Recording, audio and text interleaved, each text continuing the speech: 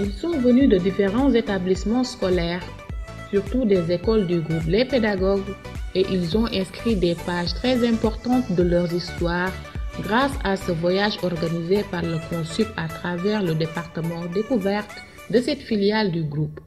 Chaque année, on organise ce qu'on appelle un voyage d'études. C'est un voyage qui a pour objectif principal de découvrir l'environnement naturel, culturel et social.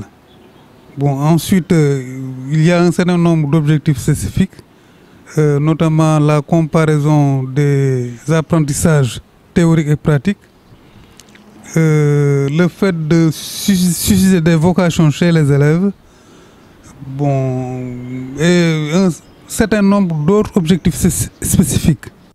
Effectivement, ces voyages de découverte sont très importants pour ces jeunes âgés de 6 à 18 ans, mais ils ont dû le mériter à l'école et à la maison. J'avais entendu parler de la beauté du salon, alors je l'ai dit à mon père et il m'a dit, comme tu as bien travaillé, tu peux y aller. C'est mon père qui m'a permis de participer à ce voyage.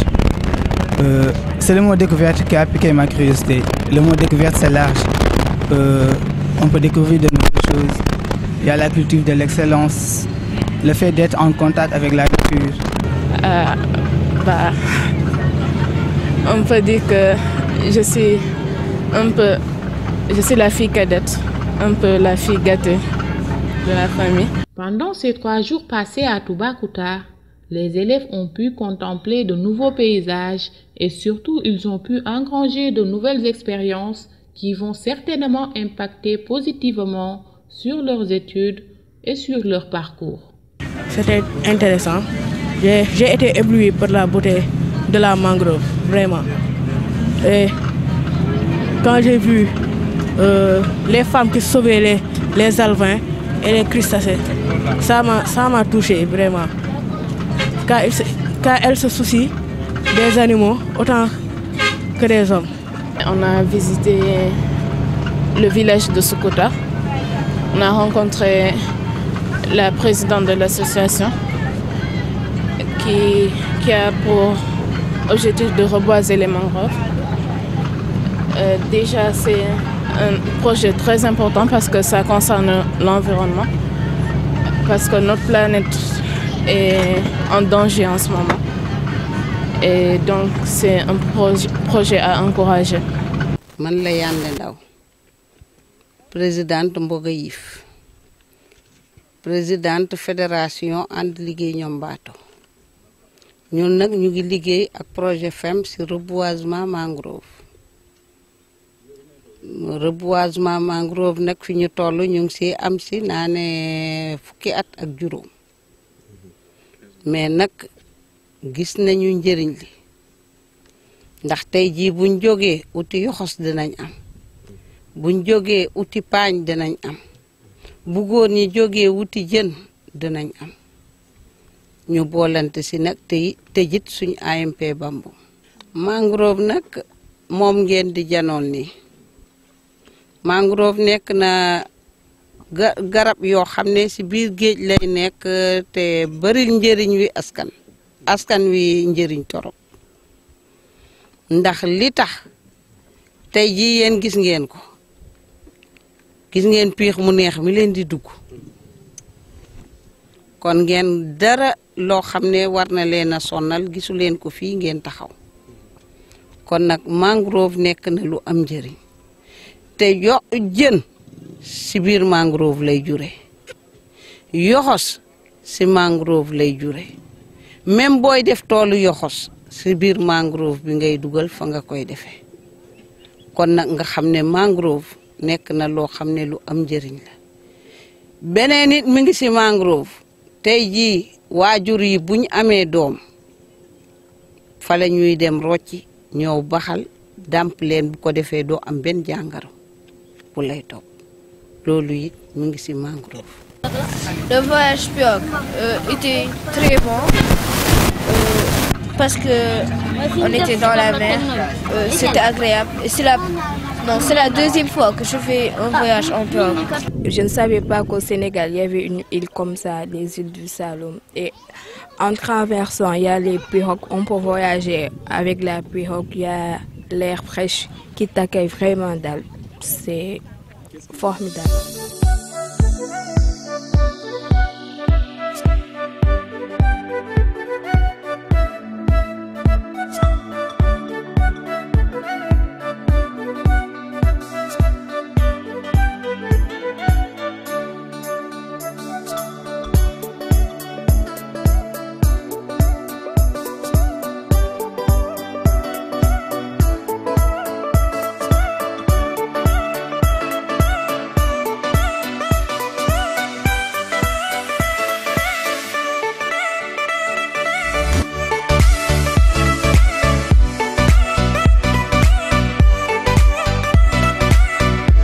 Puis ce qui m'a le plus marqué, c'est l'île de Sipo avec la reine et leur petit marché où nous avions acheté beaucoup de choses aussi.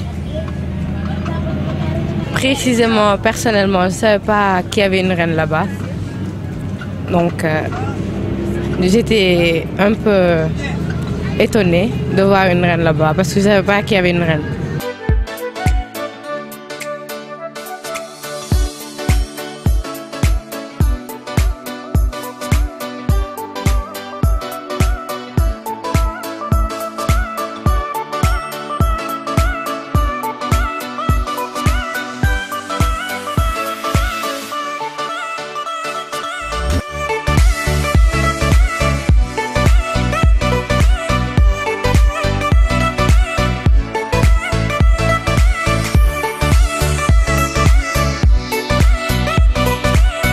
bismillahir rahmanir rahim xale yi maa ngi leen di santa di leen gërëm taxawaay bi ngeen taxaw nii yàlla moo leen mën a fay waaye man mënuma leen fay parce que aw ma seen pay yaa ngi ma dégg maa ngi leen di ñaanal tam gudd fan awer bu yaram aweraale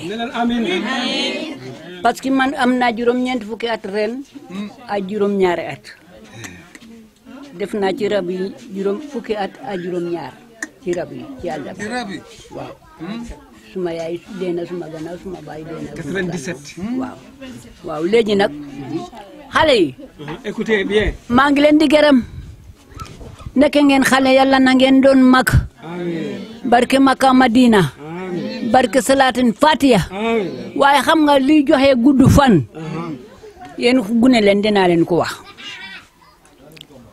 bu mag waxee benn nga ne fukk amuloo gudd fan dañ koy jënde gàtt fan dañ koy jënde fu mag wax benn yow nga ne fukk billaay yow amuloo gudd fan dangay mandu nga tëdd nit yi yegg ci sa kaw nga mën a am gudd fan da ngeen bu baax déglu leen de man suma baay balaa muy dee def ma ne yow rek laa am doom waaye na nga moytu na nga tedd nit yëpp yegg ci sa kaw mu ne gudd fan mu ngi ko topp yaa ngi ma dégg léegi nag jamono bi la ñu nekk nii xale yi dañu yar seen bopp amuñu kilifa. Satisfaits, ils l'ont donc été et ils n'ont pas manqué de montrer leur reconnaissance durant le chemin du retour. Au départ, je ne voulais pas participer à ce voyage parce que je me disais que je suis en classe d'examen et que je me devais de réviser. Après, je me suis dit que pourquoi pas, ça allait me permettre de décompresser et en même temps de découvrir. Ma mère m'a encouragée et j'aimerais lui dire que ça a servi. Parce que quand maintenant je vais stresser pour l'examen, il me suffira de fermer les yeux et de me remémorer tout ce qui s'est passé, le paysage. J'ai découvert que le Sénégal ne se limite pas seulement à Dakar. Et la nature a été très généreuse avec le Sénégal. Et que nous devons en profiter. C'est mon père qui m'a permis de participer à ce voyage et j'ai beaucoup appris de ce voyage. Ça a été très instructif. Bon, c'était bien Personnellement, j'ai pas regretté. Et si c'était à refaire, je vais le refaire. Le choix de Toubacouta aura donc été un choix gagnant pour le CONSUP qui ne compte surtout pas s'arrêter en si bon chemin. Parce que Toubacouta est quand même une région importante au niveau du Sénégal, parce que cette découverte correspond à la 4e découverte. Après avoir fait l'axe nord qui nous a mené jusqu'à Dagana, l'axe centre avec les régions de Kaolack, Diourbel et Thiès, l'axe est que nous avons organisé l'année dernière, qui nous a amené jusqu'à Tambacounda, Kédougou, jusqu'à Dindéfelo. Cette année, on a préféré donc aller dans le delta du Saloum, vu l'importance de Toubacouta, et ce qui va nous permettre de préparer la découverte de l'année prochaine, qui sera consacrée uniquement à la région naturelle de la Casamance.